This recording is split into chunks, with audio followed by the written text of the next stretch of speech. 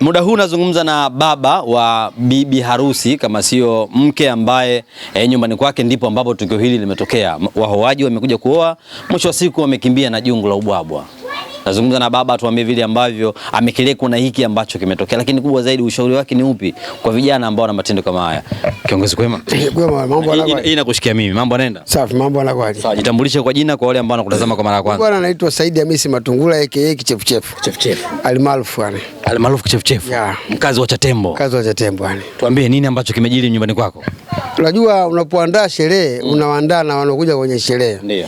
Kitendo cha kuiba jungu la chakula ni kwa nyima watu wengine fursa kwenye sherehe. Ndio. Kwa kweli sikupendezewa yani. Mwana bwana nikiwa kama baba yani. Nimeandalia bolokoni, juisi, maji, kila kitu. Kitendo cha kuiba chakula vitu wote wamekosa. Mwisho wa picha wao daidi wakale chakula bila mboga yani. Ni kitu cha aibu kabisa yani. Kweli. Mimi sina umaskini huo juani. Kweli. Na nilijipanga kwa ajili ya hili juani. Sio leo. Kuna leo, kuna Jumamosi na kuendelea mbele yani. Sherehe bado inaendelea. Jumamosi kwenye ukumbi na kuna kuku, kuna kila kitu juani. Kwa sababu ni unapofanya international sherehe, lazima watu washerehekee juani. Ina maana kama mzazi, kama baba, sherehe ulipanga kwa ukubwa kupita maelezo yani. Leo wanaoa, Jumamosi wanakula, Jumapili wanakula. Yeah. Kitendo cha kuiba jungu la ubwabwa imekuwa full stop. Tambulia kwenye ukumbi. Jumapili kila mtu akae kwake. Kama vile wamejipalia makaa ya moto. Kitu cha ujinga ujuani, kwa sababu mimi si ndo mwenyeji wako. Ndiyo. Na nimekuandaa mgeni wangu. Ndiyo. Utakula next time, utakula every time, utakula every day. Mbona siku 3 mfululizo. Kama mzazi, kama baba, unafahamu tabia ya mkweo ni alikuwa ni kijana mwenye kundi tabia mbaya kama hizi, ama ufahamu? Unajua siwezi jua kwa sababu siishi na mke wangu. Ndio. Ila siku 3 nilikuwa naye mtu mmoja ambayo kwa na swalizi hata shela uzesha sema kitu si kawaida yake. Lakini kutokana na watu wale msindikiza kuiba jungu la chakula, hata mimi nilivunjisha nguvu.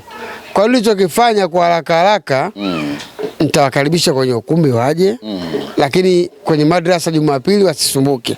Kila mtu akae kwake. Umeshawapa kabisa tangazo kwamba nyinyi ni Jumamosi tu ukumbini? Niwapa, sijawapa, nitawapa nitakapofika kwenye ukumbi. Mmeshakuwa ndugu kwa maana kwamba ameshakuja kuoa kwako.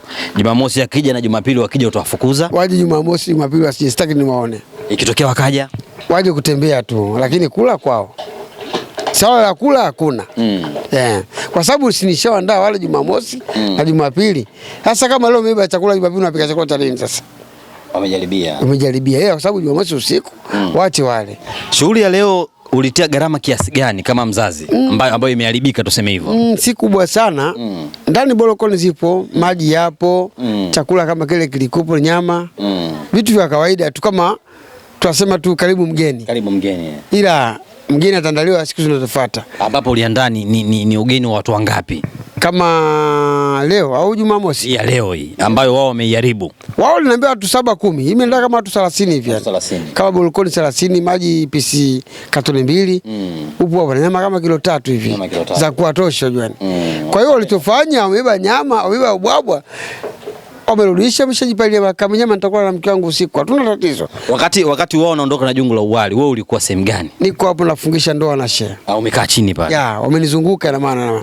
Ngoja ni mangu akaiba ubwabwa. Wewe unawaona wale au uliambiwa? Nimeambiwa wameiba chakula, basi watu waibe. Walichokifuata ndio wamechukua. Na nikapa na mke wao, basi biashara imeisha. Ulimpa taarifa mwanao kwa maana mke wao, bwana mumeo huku na vijana wake wameharibu? Hapana, nisiwaharibie ndoa watoto. Waache wakasherekee. Ila mwisho wa picha nitawaambia kwamba mke wangu, vijana wako walichokifanya ndio wamekunyima fursa ya Jumapili. Kwa sababu nilipanga Jumapili niwaandae dufu nini, baadhi ya zawadi ningewapa. Ila ongeza mwanga kidogo hapo. Watakachokipata ndio hicho kilichotarajiwa kupata, lakini sikupanga niwape hicho. Niwape Jumamosi, niwape na Jumapili. Kama mzazi, kama mkwe, una kinyongo na mkweo kwa hili ambalo limetokea? Kwa kweli siwezi kuwa na kinyongo na mke wangu sababu alikuwa kwa mkewe. Nitakinyongo na waliomsindikiza mke wangu. Ni upumbavu yani. Kwa sababu nikwambia kitu kaka, sisi wote tunatafutaji. Na ukiamua tafuta kwa mbinu nyingine, sio kuiba chakula. Unaibaje chakula sasa? Chakula kina mboga unakulaje? Kwa uzoefu wako, kwa umri wako na kuishi kwako, ni mara yako ngapi kuna tukio la aibu kama hili? Hii part 1 sijapata kuona pata nyingine kama hii yani. Hujawahi kuona? Tena cha tembo, unajua mji ambao haujaendelea mtu anaiba chakula. Nishauzuri kama ukumbi kibao, masabasaba wapi, yani sio mtu hata juisi mtu aibi. Ndio anaiba wali bila mboga na kulaje mtu. Ni masela kiasi gani? Ni upumbavu, sio sera. Kama ni msela kana mama yako, mkaa mjadili maisha ni nini. Kuiba chakula ni upumbavu juani. Chakula kina thamani gani juani? Kina thamani. Hakina thamani yote. Kama kilo ngapi hivi? Kama kilo 5, mpaka majirani zangu wote wamecheka. Kwa sababu vitu vya kuchekesha juani. Hajawahi kuona. Ni kitu afu umeiba chakula akijapikwa kwangu. Kimepikwa nyumba ya jirani uja umeiba. Hawajui cha kwangu utajirani. Ni upumbavu juani. Mama huyu ndio mama wa bi harusi. Huyu ndio Mrs. Kichefuchefu. Mrs. Kichefuchefu. Sawa, Mrs. Kichefuchefu, niambie, wakati wao wanaondoka na jungu, mumeo alikuwa pale kwenye mkeka kwa ajili ya kufungisha ndoa. Wewe ulikuwa wapi? Je, uliwaona? Mimi nilikuwa ndani. Wao walikuja, yani mpaka kujua sisi kama hilo jungu limebebwa walikuja wenyewe. Sasa baada walivyolibeba lile jungu wamelipeleka juu kwenye gari. Wakaja wenyewe wakaona tafuta mboga. Tugeni na hiyo mboga ndo tulipokuja kujua kwamba chakula kimefanyaje? Kimechukuliwa. Mnataka mboga ya nini? Chakula tushaondoka nacho. Tunaangalia hapo kweli tulipotenga jiko, chakula kipo. Unaanza kumtafuta mumeo, unaanza kumwambia. Ndo namwambia bwana chakula kimebebwa. Tunauliza kulikoni? Si tushabeba chakula chenu. Nikamwambia sio ustaarabu. Mngesubiri sasa. Mwekee kwanza, mna uhakika gani kama hicho chakula cha kwenu? Sawa, na wewe una kinyongo na mkweo kwa hili ambalo limetokea? Na kinyongo na mkwe wangu wala na mwanangu, kilo safi kabisa. Ila tu nawaambia wapambe. Leo wamechukua kwa kichefuchefu kawaachia. Sehemu nyingine watu watakuwa wakubali kwa sababu huo ni usela mavi.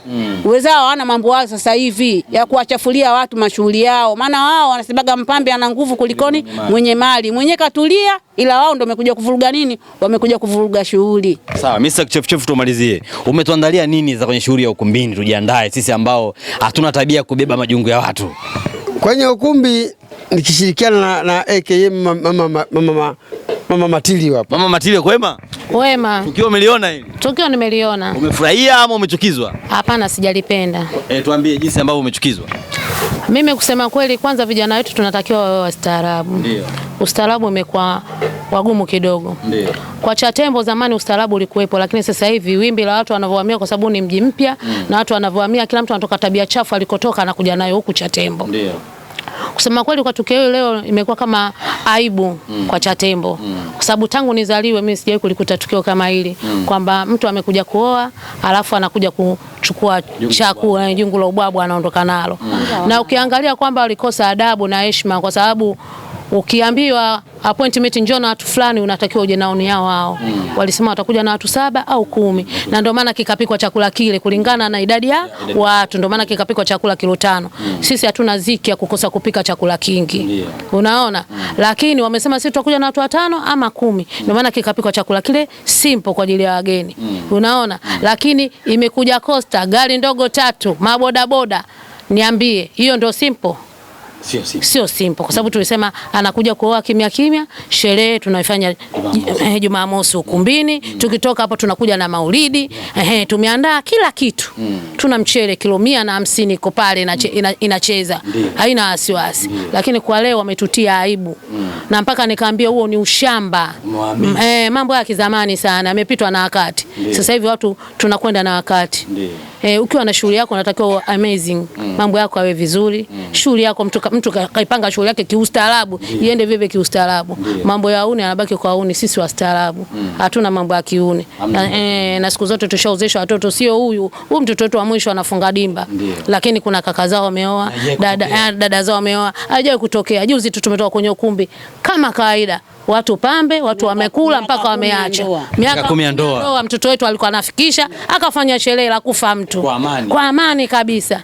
Leo watoto wadogo tu wakuja kutuharibia hapa. Naenda kubeba jungu la. Wai kuona mambo kama utandika huko hatujaona kabisa, na ustaarabu kabisa. Hamna mtu sijui alobeba sijui kisheti wala kikombe cha chai, maana ilikuwa usiku wa chai. Kulikuwa hakuna mambo hayo.